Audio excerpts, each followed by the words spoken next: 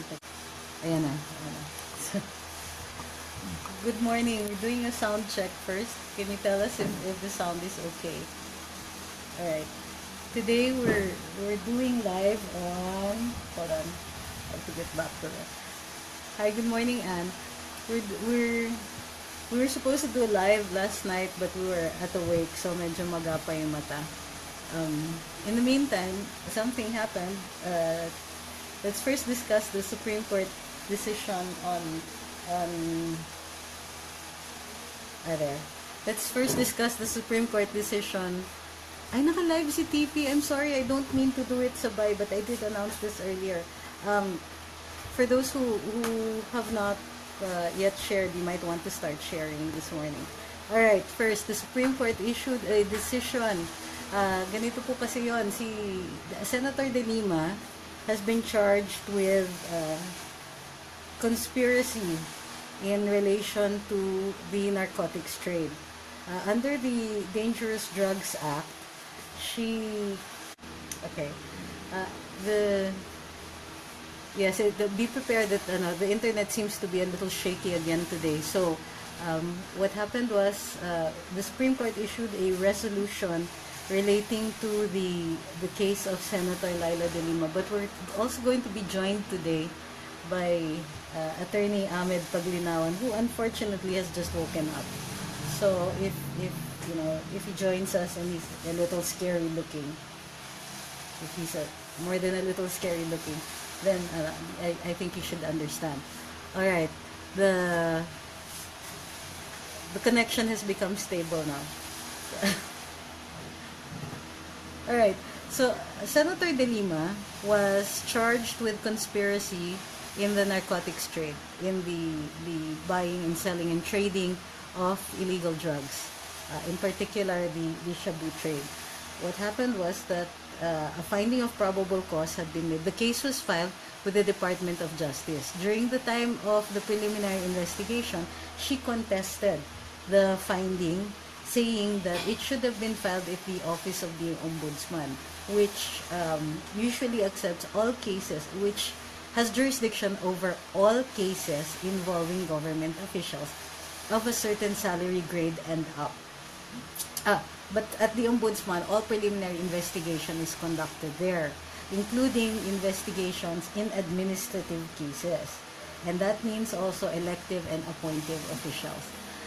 What happened was that the case was filed before the DOJ because under the Dangerous Drugs Act, the case is the sole jurisdiction of the regional trial court.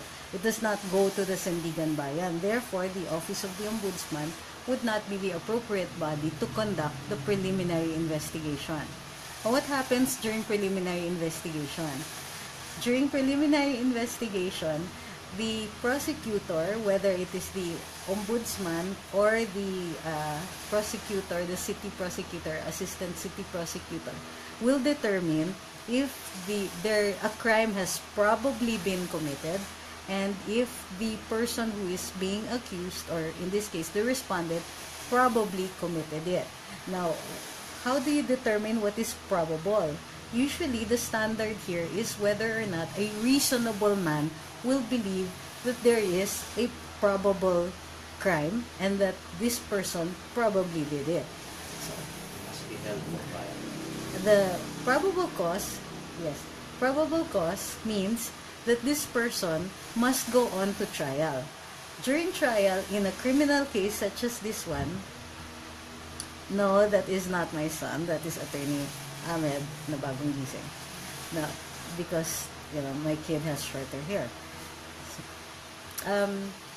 So probable cause means, a finding of probable cause means that the case will go to trial. When the case goes to trial, that is a different level of proof. Nag-share na sila. Ayan. When the case goes to court, the quantum of evidence that is required will be guilt beyond reasonable doubt. So, in a probable cause finding, if you against the decision, then you can either go up to the DOJ secretary or you can go up to a higher court and say that the DOJ has conducted the preliminary investigation with grave abuse, attended with grave abuse of discretion. Now, when you say there's grave abuse of discretion, it means that um, you are no longer qualified to make that decision because it is beyond your jurisdiction. The decision you made also could be so attended with irregularity that it amounts to not being a decision at all that you can make. So, this is what Senator De Lima did. She went to the Supreme Court and she asked the Supreme Court to say that the DOJ did not have jurisdiction. It acted with grave abuse of discretion because the preliminary investigation should have been conducted by the Office of the Ombudsman. So, the other day, or was it yesterday, the Supreme Court issued a decision saying the appropriate body to conduct a preliminary investigation in cases of drug-related activities, even if it involves government officials, is the DOJ. It's the prosecutor. Remember, Senator De Lima is being prosecuted in, if I'm not mistaken, Mandaluyong, and all three cases are filed there. So what does this mean? It means that Senator De Lima will now go to trial. She will now be arraigned. Now, a few weeks ago, we were wondering why Senator De Lima's case has not proceeded. And it wasn't because the Supreme Court was deciding this. Because normally, Senator De Lima can go up to the Supreme Court and ask for the case not to proceed by getting a TRO. In this case, Senator De Lima had no TRO, but the case also did not proceed anyway. Now, we are getting reports that there are some judges who don't want to undertake the case, possibly because of the fact that it is such a high-profile case. But now, I don't think there is any reason to delay this. Mahina ba yung audio? Okay. Let me know, then ask your questions so that those parts that you did not hear, I can repeat later on. So, good morning to everybody. Oops. Good morning to everybody. And for those who haven't shared yet, could you please start sharing so we don't have to keep repeating this? So, I'm so sorry. I don't mean to compete with TP, but I announced this earlier. You can just watch the recording if you want because, either way, and I won't take it against you. Kayo naman si TP yan eh. So, at any rate, the nakaka-distracting background. Well, eventually, yung background ko will also give his opinion on the issue here.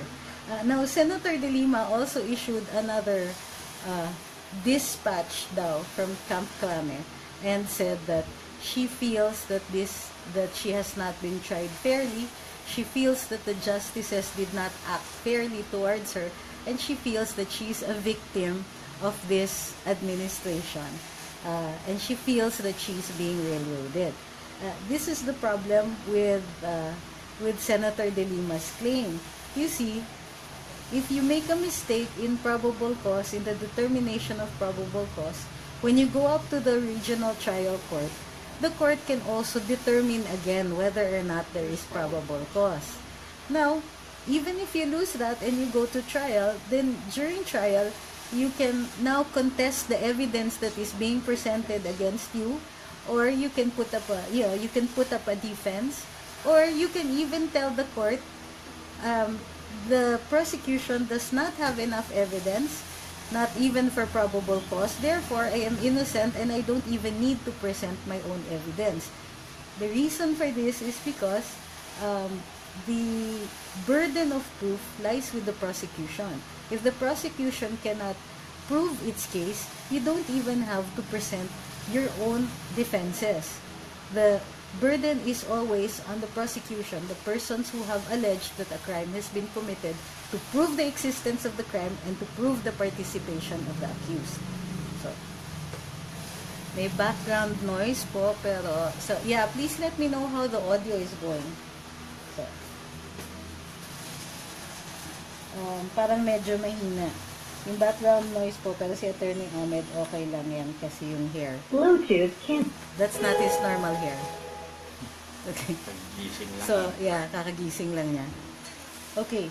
So, if there are any questions, remember also that in the war on social media, between the two sides, the sides that support the Duterte administration, where we all are, or most of us are, and then the side that supports the opposition, will claim that Senator De Lima is being, well, there will be different claims now on both sides.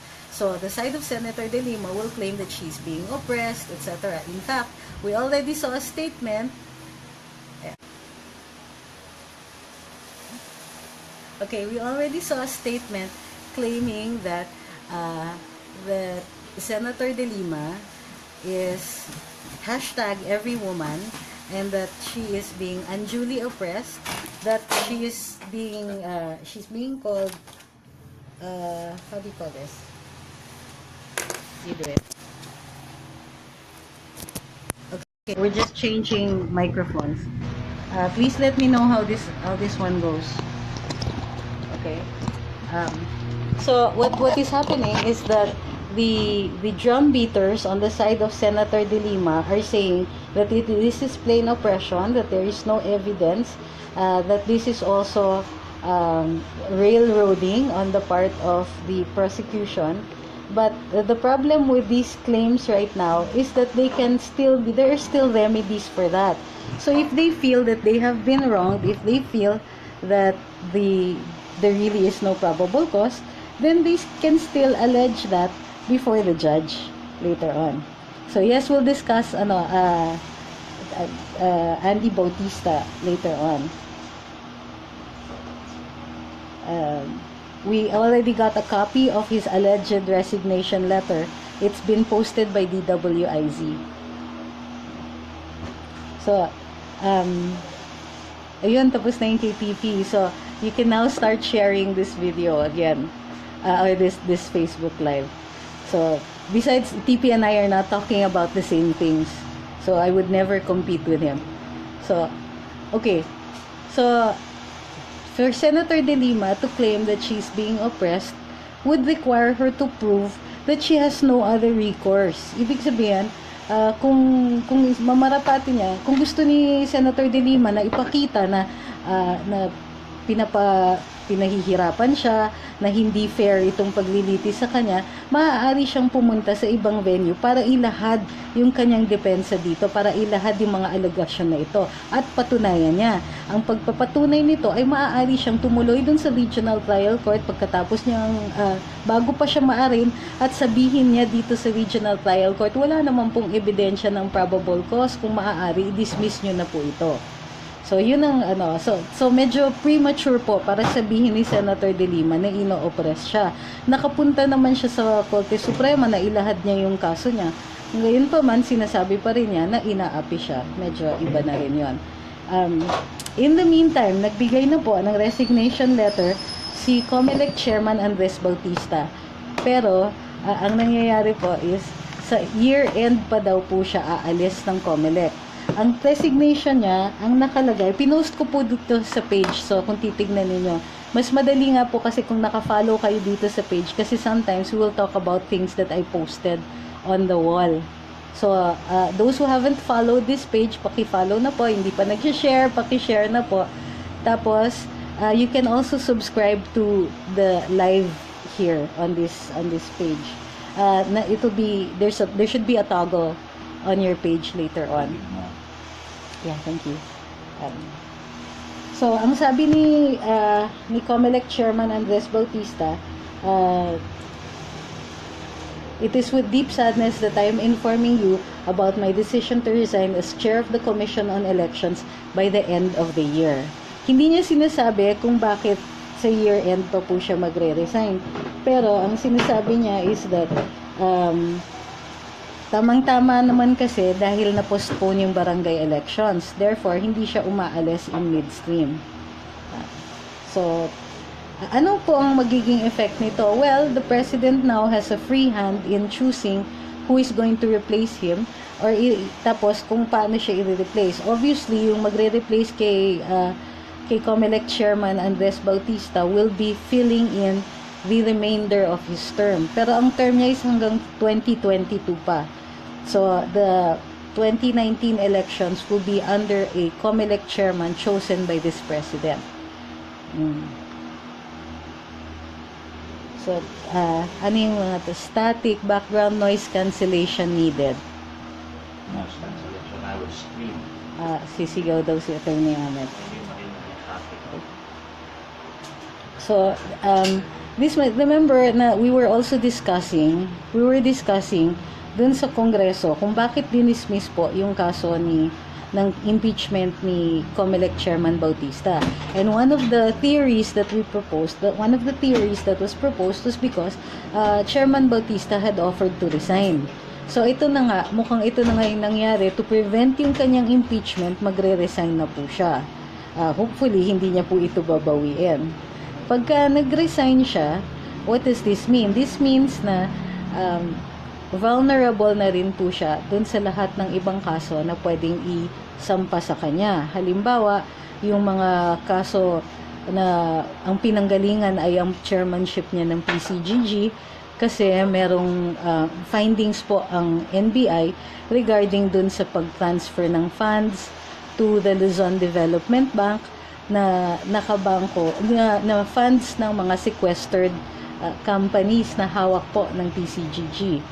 Meron pa meron din siyang mga alleged ghost employees na allegedly siya yung kumukuha ng mga salaries nitong mga ito, at meron pang mga ibang allegations involving yung mga artwork na nawawala. Some years ago, na-discover po ang ilang mga artwork na nasa collection allegedly ng dating First Lady na si Mrs. Marcos. Bago po na nakuha ng PCGG ang mga paintings na ito, ang mga artwork na ito, nag-disappear po ito kasi hindi po naumpisahan kaagad ng PCGG yung legal proceedings para makuha ito o ma-sequester yon. So, tapos nga, okay. So, yung issue dito na hindi pa lumalabas po sa ating mainstream media, ay yung possibility that there is some involvement nitong si chairman, dating PCGG chairman Andres Bautista dun sa recovery at possible sale po ng isa sa mga nawawalang artwork na yon. So now pwede na pong umandar yung mga cases ni COMELEC chairman Bautista after the year end. So maiimbestigahan din po ang mga possible anomalies that happened during the course of his chairmanship of the COMELEC dahil wala na nga siyang immunity. So, yung mga kaso na pinaghahanda ng mga abogado ni Tisha Bautista, maaari nang umusad after the year end pag nag-resign na si Chairman Bautista. Tinatanong niyo po kung irrevocable yung resignation. Hindi po nakalagay na irrevocable. Pero, if this reaches the President right away, maaari namang tanggapin na ng Pangulo ito right away. So,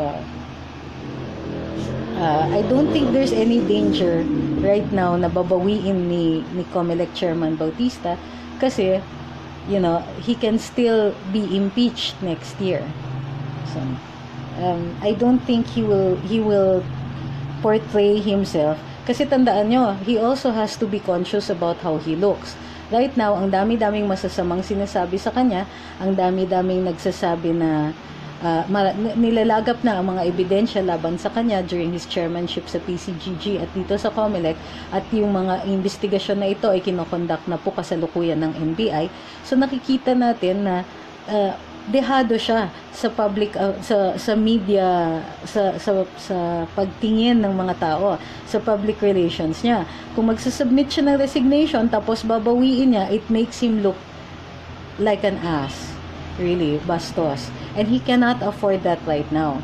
Right now, ang pinakadepensa nga ni Chairman Bautista is the fact that he's still occupying his position at masyado siyang, kumbaga, he can still rely on what remains of his reputation. So, Yun din ang tinatanong ko, hindi pa po maliwanag kung bakit sa year-end pa magiging effective ang kanyang resignation. Pero titignan natin, it's possible also na baka may bonuses pa siya na hinahabol. So, it could also be that babaw, naman. One of the allegations kasi against him is yung yung supposedly may ghost employees at supposedly kinokolekta daw niya ito. At ayon naman dun sa ipinresinta ni Tisha Bautista at ang kanyang abogado ay may mga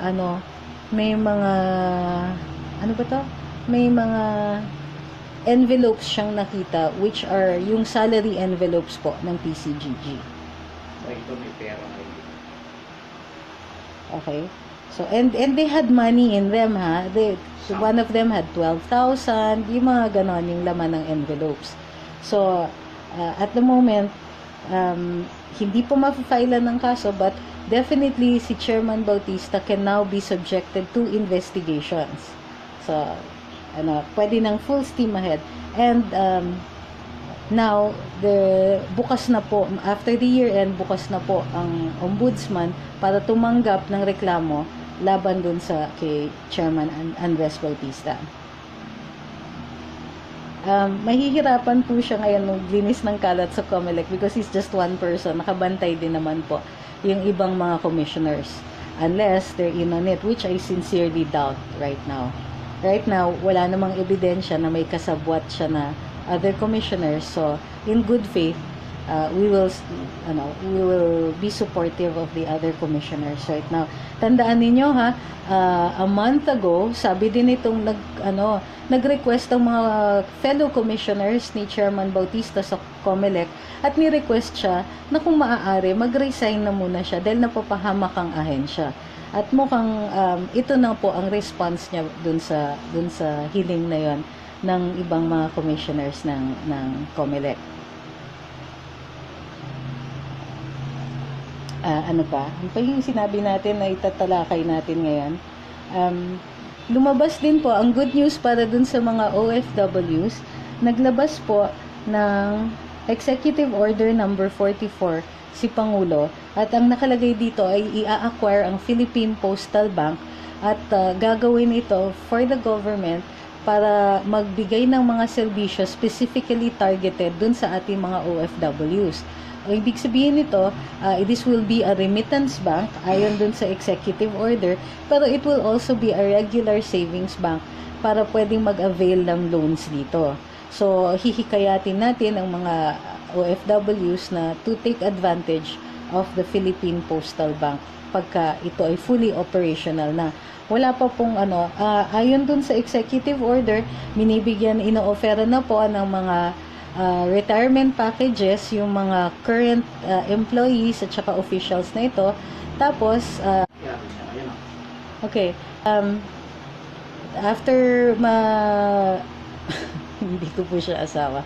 After ma-set up na, pagka naka-retire na yung, pag na-offer na yung compensation packages, yung separation packages, and retirement packages, ma-appoint na ng Pangulo natin ang bagong mga opisyales ng Philippine Postal Bank. Ano pa yung pwede nitong gawin? So right now, transition period pa, hindi pa po ito officially nagbubukas. Opo, magpapa-press con daw si Chairman Bautista. So, titignan din po natin ang kaganapan. We will also do a Facebook Live tomorrow kung kailangan i-explain natin ang mga pangyayari dito with Chairman Bautista. Ang saya, no? So, ang maganda dito is that the President still was able to accomplish will be able to accomplish more given the fact na ito ngang si Chairman Bautista ay magre-resign na.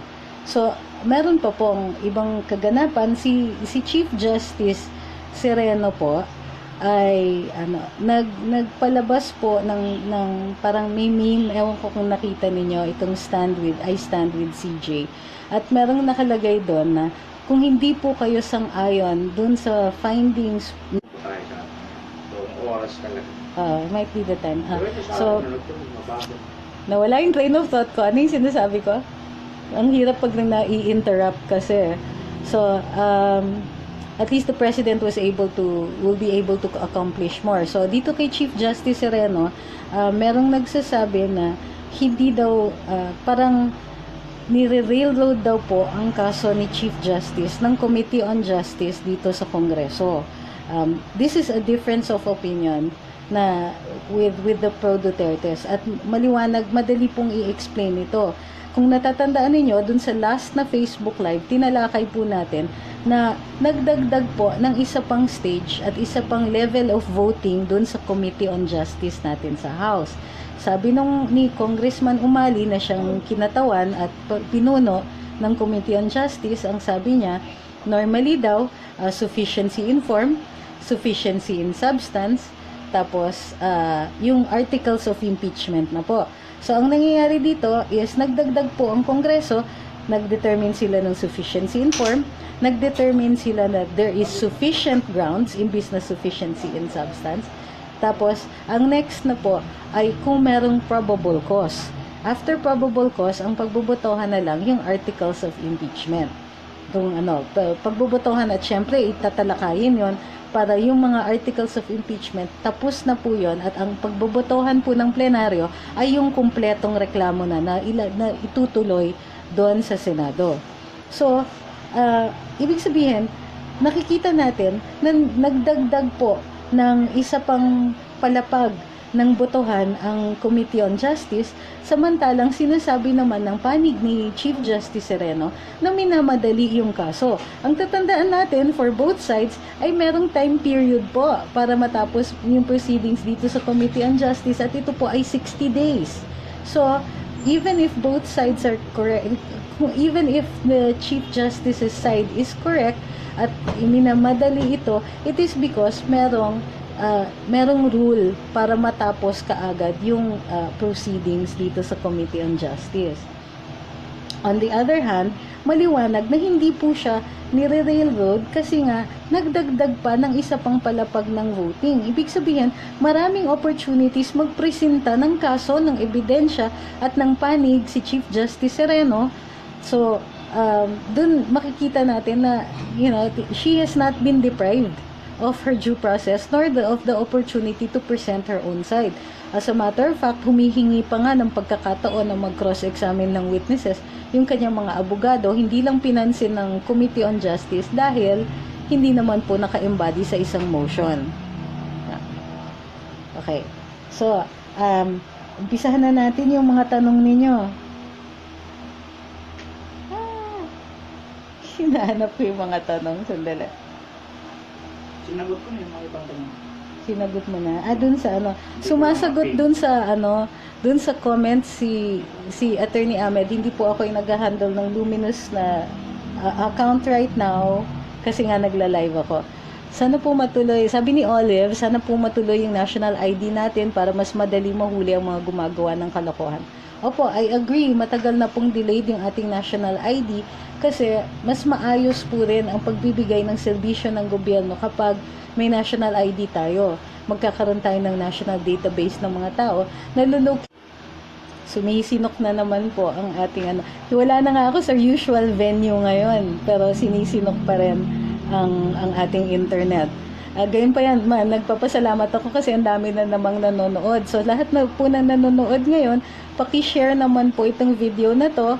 Mag-follow po kayo dun sa page natin para nakakatanggap din po kayo ng notifications. At mag-subscribe po kayo dito sa Facebook Live. Hanapin nyo lang po yung toggle pwede nyong puntahan. Pag pinapanood nyo ito on video, makikita nyo yung button that says subscribe. So, pagka nag-subscribe kayo, parati kayo makakatanggap po ng notice kapag may Facebook Live na tayo. Nevertheless, kung ma-miss nyo yung Facebook Live, andito lang naman yung videos naka-store dito sa wall na to. So, mas madali po kung mag-follow kayo dito sa wall. Pasalamat din ako kasi in the past 5 days, parang nagkaroon tayo ng 20,000 new likes. So, nagpapasalamat ako dun sa lahat po ng nag-follow in the past 5 days kasi ang bilis eh. So, tinatanong niyo po si Attorney Ahmed on his opinion on Bobby Tiglau's colossal deception. Ano tong colossal deception? Ito pa yung telecoms. Babasahin pa daw po niya. So, watching live from the ma'am. So, wow, mabilis tayo. Explain mo raw yung bakit RTC at hindi sandigan. May concurrent jurisdiction sa regular cases against officials, ang RTC at sandigan. But sa drug cases, ang very RTC, specific. ang may primary jurisdiction. Lumatik, hindi ka nakikita. Sige lang. So, ayan. Ang sinasabi ni Attorney Ahmed is, in relation dun sa drugs cases, bakit daw sa RTC si Senator De Lima? Ganito po kasi yan, very specific po yung Dangerous Drugs Act. Normally po, kung current or exclusive ang jurisdiction ng ombudsman pagka government officials or government employees. Ang exception ay dito sa Dangerous Drugs Act. Kasi maliwanag dun sa Dangerous Drugs Act na sole jurisdiction po ng Regional Trial Court at hindi po ng Sandigan Bayan ang drugs cases kahit po involved ang mga government officials. So, ano pa po?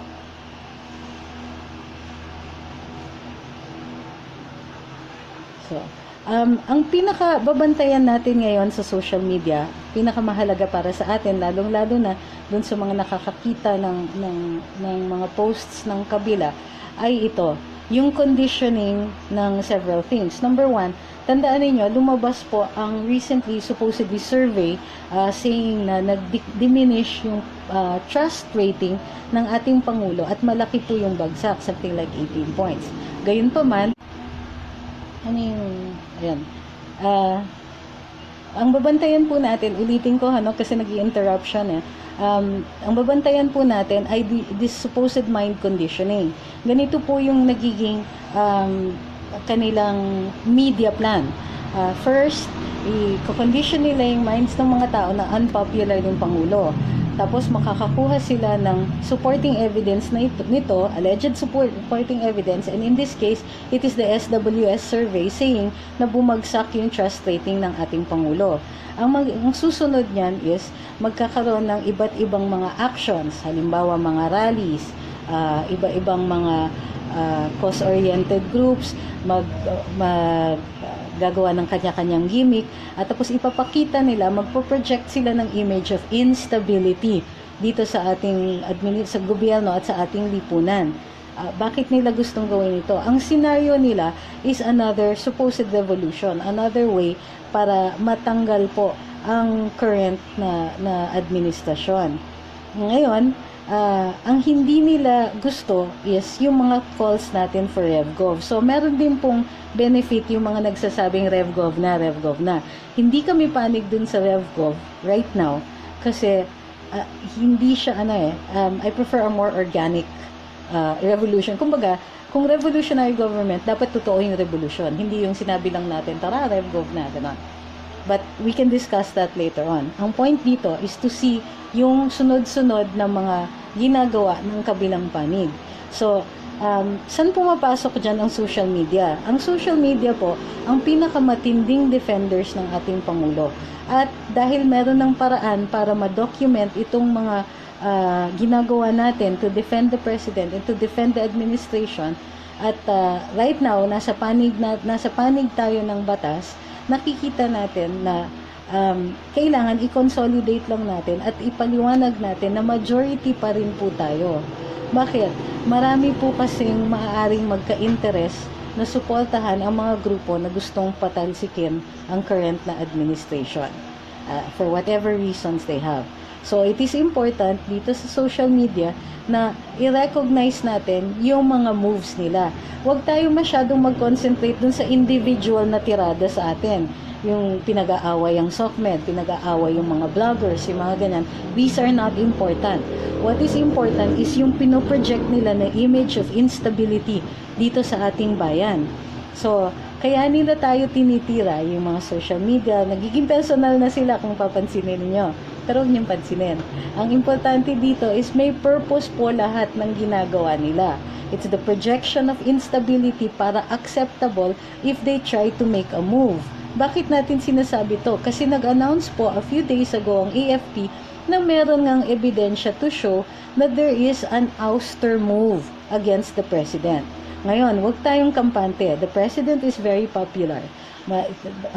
Marami sa atin who originally supported him or voted for him ay maliwanag na hindi naman tayo natitinag dito sa mga negative publicity. Pero hindi po tayo yung audience nitong mga negative publicity niya.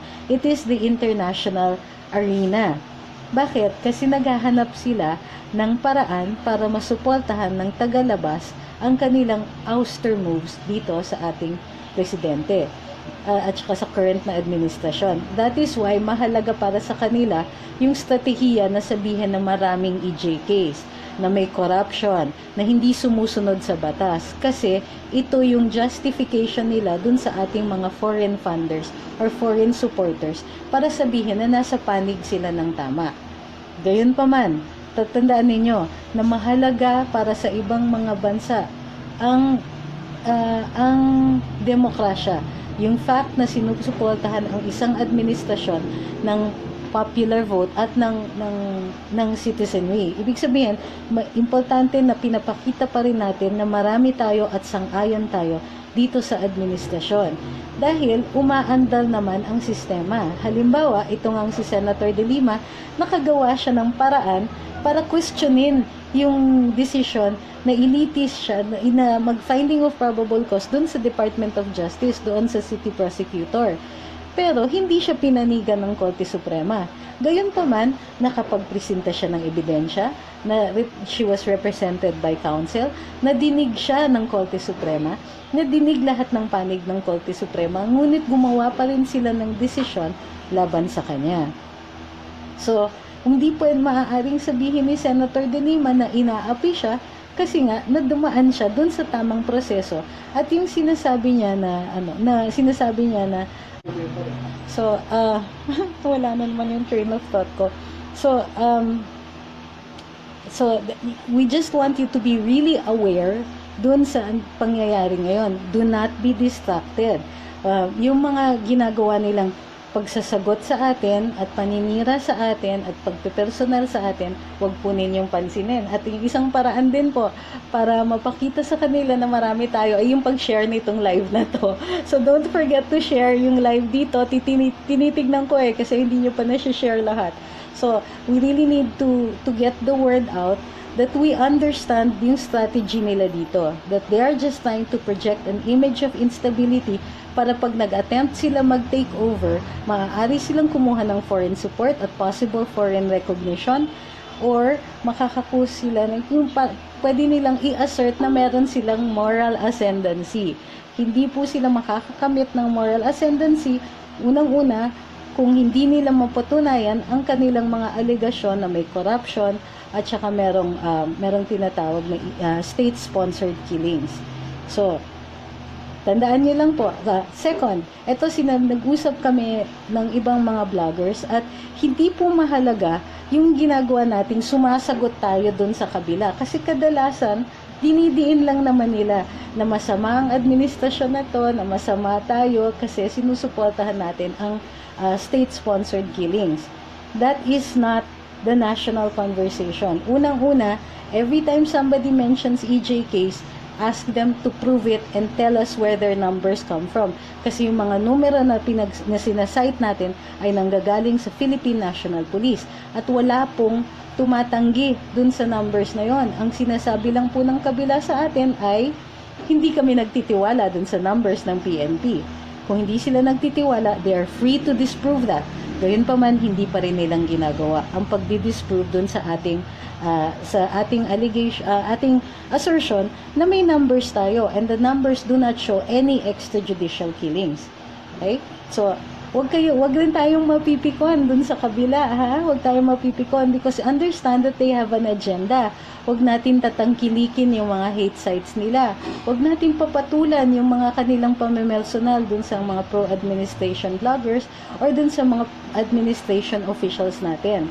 Ang importante, tayo nagsiset ng agenda. So, tingnan niyo po ang ginagawa ni Thinking Pinoy.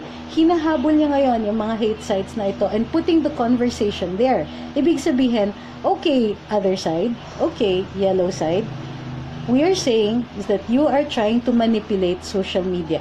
You're trying to manipulate it to make it look like a lot of people are supporting your theory that they are extrajudicial killings. But the fact is that you are hiring social media trolls, so to speak, call centers, and other personalities who hide behind anonymity, and all they are doing is trying to project instability and trying to make the Duterte administration and its supporters look like criminals.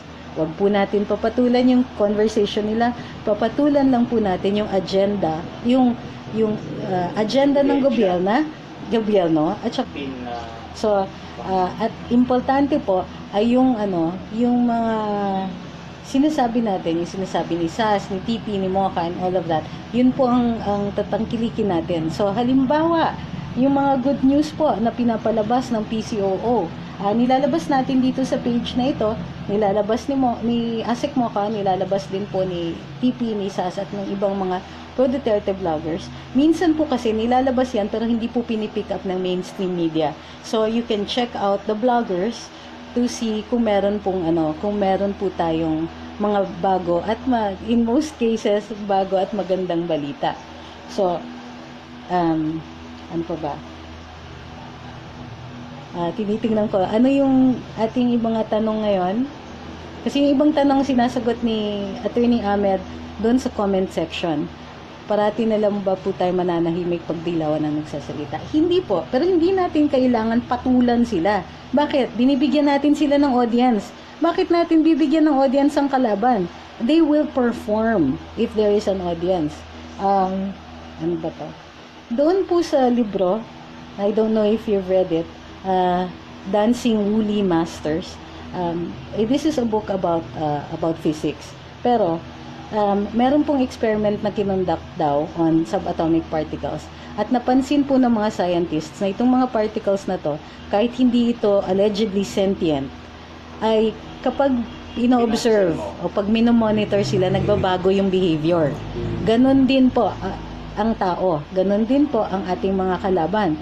Kapag alam nilang wala silang kausap, magbabait yan or they will not bother. Kasi the reason they are performing like this, the reason they are so hateful, and the reason they are willing to promote lies is because they have an audience. So, ngayon din na pag-usapan natin ang lies, pag-usapan natin ang fake news. Ang fake news po, kung titignan ninyo po yung definition ng fake news, nag-umpisa nga po ito doon sa mga sites na ginagaya nila yung mga legitimate news sites. Whether minimirror nila na kamukhang kamuka or nagpipresenta sila na allegedly news site sila. Pero ang lumalabas po ay puro misinformation. Kaya po nila tinatawag na fake news ang mga bloggers natin is para kumapit sila dun sa increasing worldwide concern about fake news. Itong mga nanlilin lang na mga sites. And they're doing that to discredit us because tayo po ang nagpapakita kung ano yung na sinusuportahan pa rin po itong administrasyon na ito. So, ang papatulan lang po natin ay yung mga sites na nagsasabi ng totoo at saka yung mga sites na alam natin na nagpipresenta at least ng may fair presentation ng magkabilang panig. Not necessarily we will avoid the yellow sites. Kung totoo yung sinasabi nila, sasagutin natin. Pero look at what they have been presenting. Fake news daw si Asek Mocha. 13,000, 14,000, 15,000 na nga ngayon ang sinasabi nilang numbers. Pero wala po silang pagpapatunay nito. Compel your detractors to provide evidence for what they say. Okay, may tanong dito. Pwede bang i-hold departure si Jover? Si Jover po, alam na po natin, ay inunyag ni Thinking Pinoy na posibleng yung tao na sa likod ng ibang mga hate sites. Right now, wala po siya kasing kaso. Pero pag kinasuhan siya po sa prosecutor's office, maaari po tayong humingi ng watch list order para sa kanya. Lalong-lalo na yung magrereklamo sa kanya. So, yung mga magrereklamo dito kay Jover, pwedeng humingi ng watchlist, ng ilagay siya dun sa watchlist para hindi siya madali makakaalis. Pag na-file na po yung kaso dun sa korte, doon po maaari na tayong humingi ng hold departure order. Huwag rin po nating kakalimutan, hinahanap pa rin natin si Kokoy Dayaw. Kumbaga, nandun pa tayo sa finding Kokoy stage. Ang nangako po si Senator Grace po na mayroon pong isa pang Senate hearing tungkol dito. Ano po yung mga tanong?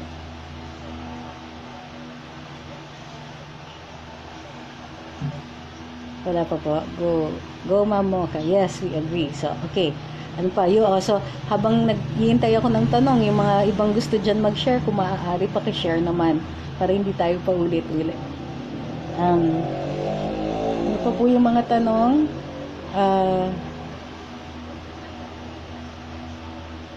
Huwag nyo rin po masyadong, like I said, marami kasing pumupunta dun sa ating sa PMs at nagtatanong kung paano po namin sasagutin yung ganitong argument, ganito. Ang sinasabi namin is you don't even have to answer their argument. Huwag nyong papatulan. Or kung sasagutin po ninyo, sagutin nyo dun sa sarili ninyong wall or i-bring up natin at pag-usapan natin. Halimbawa, alam naman po natin na yung hashtag every woman hindi naman po totoo dito pagdating kay Senator De Lima. Kasi ang sinasabi nila, ang pagkahabla sa kanya ay pag-o-oppress sa kanya bilang babae at saka sa pagkababae niya. Masyado daw nilalabag ang karapatan niya bilang isang babae.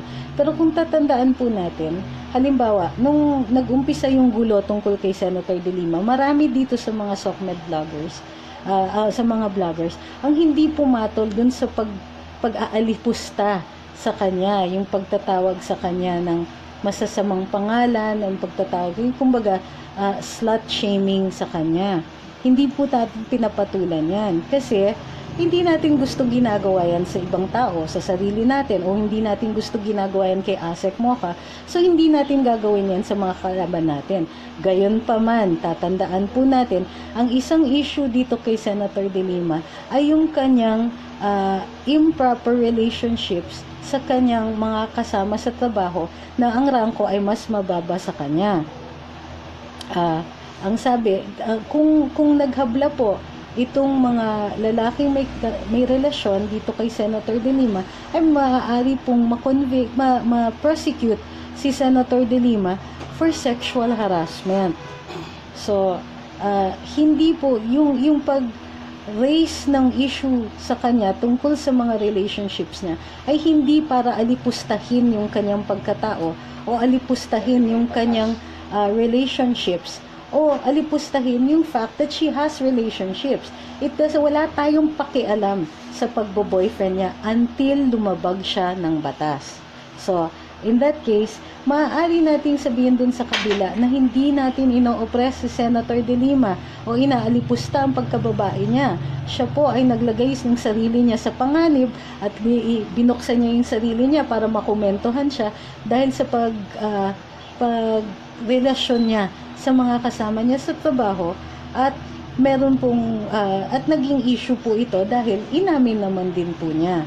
So, normally, sasabihin ko talaga, wag natin pakialaman ang mga personal na relasyon. Wala tayo dyan, labas tayo dyan. Nagkakaroon lang tayo ng karapatan magkomento dyan kapag meron na pong kaso o kapag may issue tungkol sa paglabag sa batas. In this case, ang nagbukas po para sa pagkokomento ay si Senator De Lima mismo. Okay lang ba, Secretary of Justice? Opo, yun do po. So, tama yon, fair comment din po yon. Hindi nila masasabing inaalipusta natin si Secretary De Lima dahil nire-raise natin ang issue ng pagdalaw niya doon sa Bilibid. So, wala tayong magagawa. Fair comment po ang pagtanong sa kanya, anong ginagawa po ninyo doon? Secretary of Justice kayo. So, kaya nga po na-raise itong mga issue tungkol doon sa kanyang na drug-related, yung kanyang pagdadalaw dito sa Bilibid, ay dahil nga na-raise yun, naakusahan na siya na nagkakadal ng mga drug lords at gumagamit ng pagbebenta ng illegal na droga para mag-raise ng pera para sa kanyang sa kanyang Senate run. As a matter of fact, meron pa nga kaming naririnig, but this is still a rumor, na at the beginning, si Senator De Lima pala ay interesado tumakbo para sa pagkapangulo. At yung pagre-raise ng pondo para sa kanya ay nag-umpisa dito sa kanyang interest na ito. Nag-scale down po siya at tumakbo para sa Senado. Pero hindi po tinigil yung kanyang paglalagap ng pondo. At yung paglalagap ng pondo na ito po ay naging bahagi nitong kaso niya sa illegal na pagbebenta o sa pagkasangkot niya sa illegal na pagbebenta ng illegal at bawal na droga. Ay, the struggle is real. Naka-live si TP at si Mocha. O sige, mag-ano na tayo, mag-wrap up na tayo kung wala na pong ibang tanong. Kasi hindi tayo po hindi po tayo nagko-compete against any of our fellow vloggers. Ina-encourage po natin na tangkilikin po lahat ng mga vloggers na ito. Kaya nga po, iba-iba ang pinag-uusapan natin. So, may concern din naman po talaga si TP at si Mocha. So, i-encourage ko din po na pakinggan sila. So mag-wrap up na tayo. Ano po ang mga tanong natin dun sa mga natalakay natin dito? So, sige. Ano pong gagawin ni Senator Grace kung ayaw talaga magpakita ni Kokoy Dayaw? Magkakaroon po na, kung hindi pa siya po sinasabi na ngayon, mapaparatangan siya, kung hindi pa siya nasasabi na mag-i-issue po ng sabina. Tapos na daw po si TP. Okay. Kung nasabi na po si Kokoy Dayaw at hindi siya nagpakita, maaari po siyang issuean ng arrest order ng Senado dahil hindi siya nagpunta at ito ay magko-constitute ng contempt. So, iwawarrant na po siya at hahanapin siya. At tandaan po ninyo, ang expiration ng warrant na to ay matagal-tagal pa po. Sa 2019 pa po. That's so, for the Senate. For the Senate. Generally 10 days. Unless filean siya ng ibang kaso dun sa DOJ. Posible po kasing makasuhan si Kokoy Dayaw if there is enough evidence to indicate na siya nga po ang behind dun sa Silent No More, maaari siyang makasuhan po ng libel. Sa ngayon po, ang pagkaintindi ko ay nagmalagap na po ng ebidensya ang NBI at the request of Senator Tito Soto. So, okay, ano pa? Many thanks po sa pagkasuporta. Si Andres Bautista, yes po, nagpadala po ng resignation letter, hindi pa po siya resign. Tandaan niyo po, resignation letter lang po ang pinabibigay ni Andres Bautista ngayon, hindi pa po siya resigned, sa end of the year pa. Sabi ni Jake Fernandez, may iba ako attorney, ang ganda niyo po magtagalog. Sana ganyan po lagi, mas malinaw at mas naiintindihan. Salamat sa pagiging totoo. We support you all.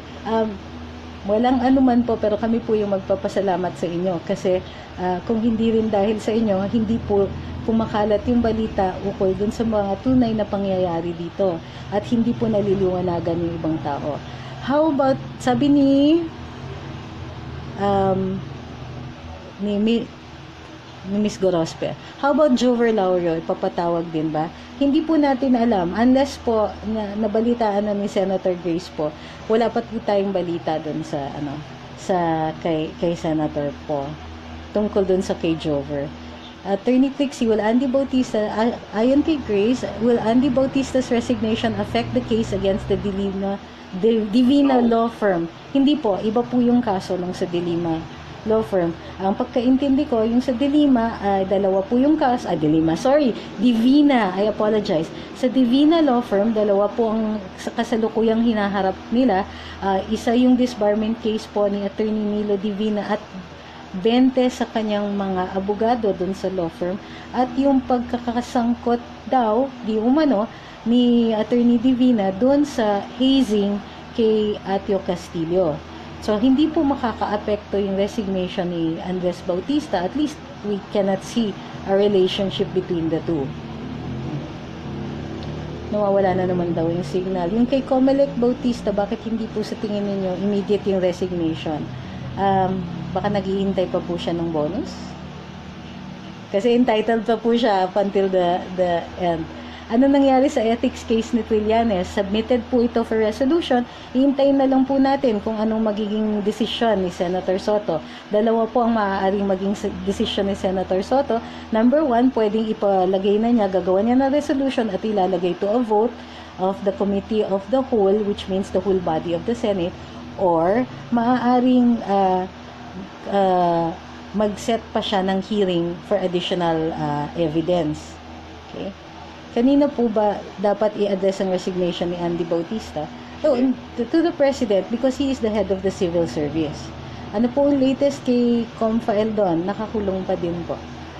Pero kinasuhan po siya at right now nag-file po siya ng motion to dismiss. Ang kaso po ay nakasalang sa Office of the Ombudsman. Ang tagal naman ng next schedule ng Senate hearing. The reason matagal po is kasi hindi pa po tapos ang budget hearings. After the resignation of Attorney Bautista, gaya ng sinabi ko po earlier, kapag nag-resign na po, ganap na po ang resignation ni Com Bautista, then maaari na pong i-entertain ng Office of the Ombudsman ang mga kaso laban sa kanya.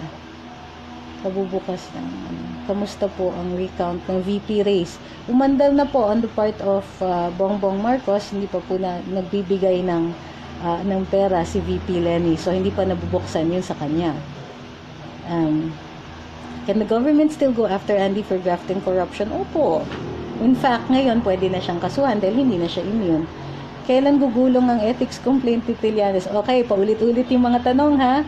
With regard to Senator Trillanes, we're waiting for a resolution to be issued by Senator Soto na kung sino siya ang head ng Committee on Ethics. So, according to Franco Mabanta, hindi magiging definite pa yung schedule ng second hearing dahil hindi pa daw nag-confirm si Kokoy Dayaw dahil kung tutusin si Kokoy Dayaw ang sentro ng fake news issue. I don't think it's that alone. I understand na right now, abala ang Senado dun sa budget hearings kasi kailangan po maipasa ang budget. Otherwise, wala pong pera karamihan ng mga government agencies para sa mga bagong visions ng mga bagong officials natin. So, it's also likely na kasama din yung dahil hindi mahanap si Kokoy Dayaw. But remember, ang sentro talaga ng issue, and I'm sorry to disagree with Franco, Kokoy Dayaw is central to the issue dahil dun sa 7 senador na umaangal ukol dun sa pagpapahayag ng Silent No More na hindi sila deliberately pumirma dun sa resolution na pinaikot ni Senator Kiko Pangilinan. Gayunpaman, dahil generic fake news ang issue, kaya nga po pinatawag ang PCOO at especially tinanong-tanong si Asek Moca, ay dahil ang issue rin ay itong mga proposed legislation na finorward po ni Senator Villanueva. So, it is not just Kokoy Dayaw alone. Gayunpaman, nag-agree kaming dalawa ni Franco na hindi pa po talaga mabibigyan ng definite date yung susunod na Senate hearing dito. Okay? O, yung mga taga-kabuyaw dyan, kaway-kaway naman, taga dyan ang lelong ko. Salamat. O, hindi ko sinasadyang sumupalpal kay Karen Davila. I actually like Karen, pero mukhang from now on, hindi na yata ako maiimbita uli. So, live coverage bang ethics complaint ni Trillanes? Hindi natin alam. What's your opinion on CBCP? Oo naman, may separation of church and state. Pero libre pa rin magpahayag ang CBCP ng kanilang panig. Yun na nga, yung direct interference sa gobyerno, yun ang bawal. In fact, tingin ko sang-ayon si Attorney Ahmed dun sa stand namin na merong mga provisions sa atin sa ligang batas na ipinasok ng simbahang katoliko. Halimbawa, yung provisions against divorce at saka abortion ay primarily pinausig ng simbahang katolika at ng ibang mga simbahan. Paano naman din sa mga hindi naniniwala din sa mga yon, na naniniwala na allowed naman po ang diborsyo, na naniniwala na hindi tao ang isang fetus, therefore okay lang ang abortion. Hindi po narinig yung panig nila at nalagay po na kinatawan na ng ating saligang batas ang mga issue, ang mga pagbabawal ng mga ito. So, yes, meron po tayong separation of church and state, pero dapat tayo pa rin po ang dapat vigilant na hindi po nagiging ganap ang pagpapakialam nila doon sa ating mga batas at sa ating gobyerno. Ang problema ay mga tamad sila kasi may programa naman ng pamahalaan like education, TESDA trainings. Ay, ano po yun? Pakiliwanag po kung ano yung issue doon. Matubato in Las Cañas, nakalimutan na po yata. Hindi rin po kasi sila nasa bansa. So, I don't know, posible kasing kasuhan na lang sila based on what they said. Halimbawa, perjury, at iba pa. Yung VP race po, sa tingin ninyo, mabagal talaga. Naniniwala po ba kayo sa survey ng SWS? Medyo complicated po kasi yung sa SWS. Ito po yung teorya namin dyan. Tandaan ninyo na may budget ang Office of the Vice President at tuloy-tuloy walang humpay ang pag-iikot niya sa ilang mga komunidad na maaaring maging target ng mga surveys nitong survey companies na ito. Halimbawa, marami siyang mga dalaw dun sa mga areas na depressed areas, etc. So, anong nangyayari? Naaalala siya yung maaaring may mga nakukumbinsi sila doon. Hindi po naaabot ng SOCMED ang mga areas na ito. Kung kaya't hindi po nakakagulat na magre-reflect ng difference ngayon. So, masigasig po ang ating Vice President, tuloy-tuloy ang kanyang pag-iikot. So, yan po ang dapat natin tinututukan.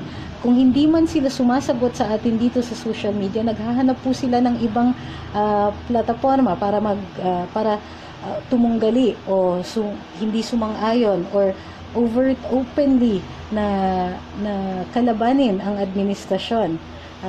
So, yun po yung ating babantayan din.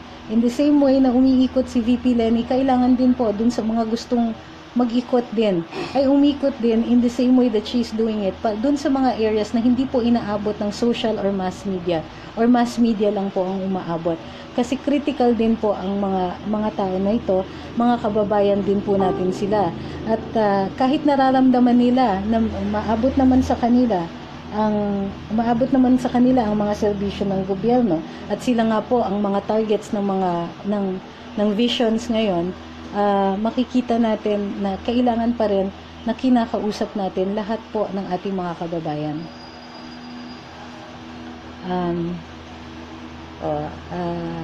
Charlie, panoorin mo ang live ni Titi. At nabanggit niyo po kung nakarating na kay Senator po about Jover, pwede po bang magkaroon tayo ng direct link or direct reporting sa kanya since ang daming updates ni Titi? I think Senator po is well informed. Ang ano na lang is how she will understand the issue. Kung significant po itong si Jover at we believe that she is significant, then I'm sure that she will take this into consideration. Okay, since wala na po, na umuulit na po yung mga tanong at baka kasi mag-live na naman si TP, hindi natin gusto na kompetensya sa ating mga fellow vloggers. So, yung mga hindi pa po nag-share, paki-share po. Yung hindi pa po nag-follow dito sa page na to, please follow at saka paki-subscribe na dito po sa live. Mas madali po mapanood dito sa Facebook kesa sa YouTube. Unang-una, hindi ko channels yung mga nagpapalabas ng Facebook live ko sa YouTube. Ayusin ko po para maging simultaneous later on. Gayun pa man, bilang ganti na lang sa pag-Facebook live namin ni Attorney Ahmed, ang i-request na lang po namin ay i-follow yung page at saka i-subscribe dito sa live. So maraming salamat po dun sa ibang mga tanong na hindi namin nasagot. Paki-imbak na lang po at magla-live din naman po kami siguro in a day or two. Namatayan lang po kami kaya medyo madalang ang pagla-live namin at maraming salamat po dun sa mga nagpadala ng condolences sa amin. Namatay po ang aming kaibigan. History lesson. Kasi ipopost ko po, pumayag po, ang good news po natin ay pumayag si Senator Enrile na i-upload ko po yung kanyang pamphlet. So, abangan nyo na lang po dun sa Facebook page. Kaya hindi pa nagpa-follow, mag-follow na po kayo. Kasi doon ko po ipapublish yung kanyang manuscript, yung pinublish po niya, kung bakit po nagdeklara ng martial law ang dating Pangulong si Ferdinand Marcos. Sige, anong history lesson? Wala akong history lesson today. Hindi, ang pinag-usapan kasi natin yung Dancing Woolly Masters So, sa susunod po, meron pa tayong additional na lesson. Siguro next time, mag-prehistory naman tayo para hindi sayang yung archaeology. Hindi sayang yung mga tinuro ng UP sa atin. Maraming salamat dun sa pagtangkilik, dun sa hindi pa nag-share, please share, hindi pa nag-follow, please follow, at saka mag-subscribe na po sa Facebook Live. Maraming salamat, at salamat din po sa pagpadala ninyo ng pakikiramay dun sa pagkamatay ng kaibigan namin na si Ian Pangalangan. Salamat po.